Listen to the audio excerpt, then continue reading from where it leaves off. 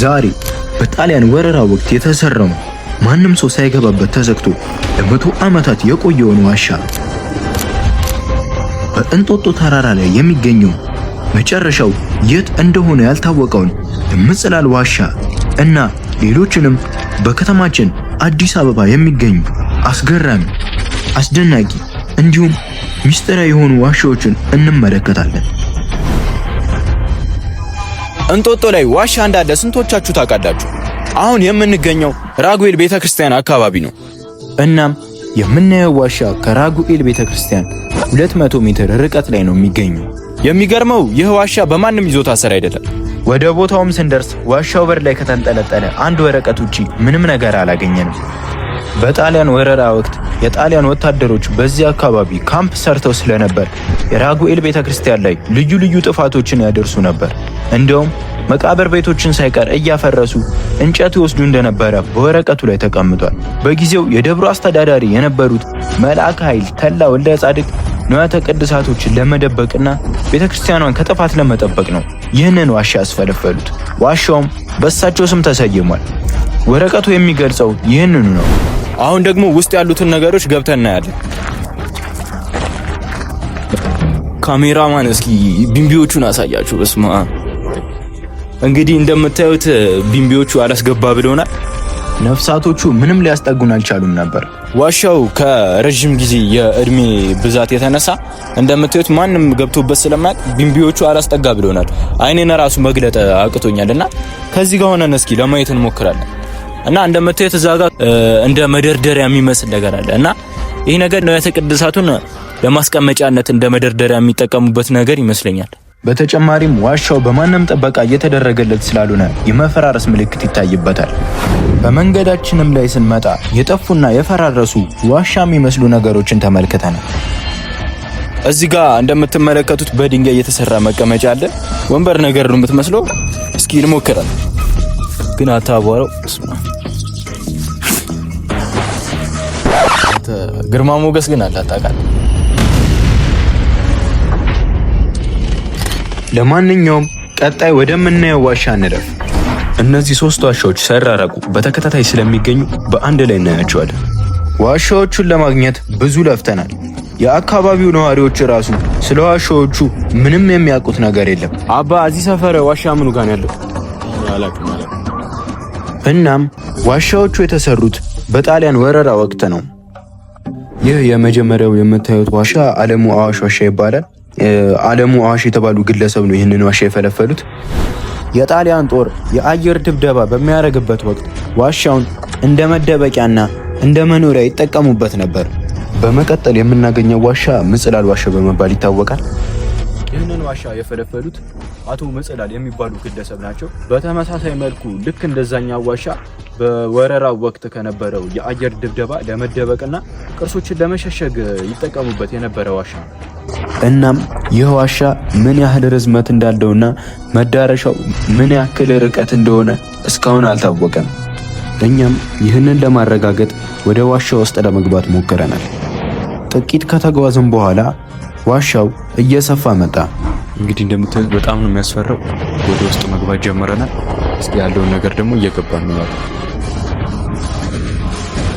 ለመውጣት እየተቻኮልን ወደ ውስጥ ጥቂት ተጓዝን። በውስጡ የተለያዩ አውሬዎች ሊኖሩ ይችላሉ ስለተባልን ከዚህ በላይ መዳፈር አያስፈልግም ብለን ቀጥ ብለን ወጣን። አሁን የምንገኘው 3ኛው ዋሻ ላይ ነው። 3ኛው ዋሻ መጣሪያ ስሙ ገብረ ሚካኤል ዋሻ ይባላል። ይህም ዋሻ እንደ ሁለቱ ዋሻዎች በተመሳሳይ መልኩ በጣሊያን ወረራ ወቅት ነው የተሰራው። ነገር ግን ከሁለቱ ዋሻዎች ለየት ባለ መልኩ የመደርመስና የመደፈን አደጋ ደርሶበታል። እኛም ያስተዋለው ነገር ቢኖር ዋሻዎቹ የሚገኙበት ቦታ የቆሻሻ መጣያ ቦታ መሆኑንና ዋሻዎቹም በማንም ጥበቃ ስር አለመሆናቸውን ነው። አሁን ደግሞ ወደ ቦሌ አራብሳ ተጉዘን በነብር ገድል መድኃኔዓለም ቤተክርስቲያን ውስጥ የሚገኘውን ዋሻ ነው። ዋሻውን ከማየታችን በፊት ቦታው እጅግ ስላስገረመን ስለ ቦታው አንዳንድ ነገር ልበላችሁ።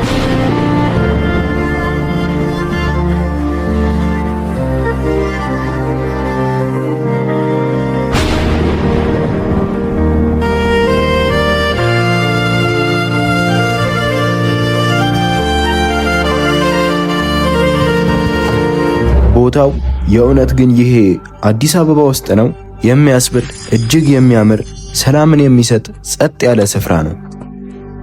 ብዙ ሳንርቅ ይህን ውስጣዊ ሰላም የሚለግስ የተፈጥሮ መልክዓ ምድር በማግኘታችን እየተደነቅንና እየተደሰትን ዋሻው ወደሚገኝበት ቤተ መቅደስ ገባን። ዋሻው የበርካታ ታሪካዊ ቅርሶች መገኛ ነው።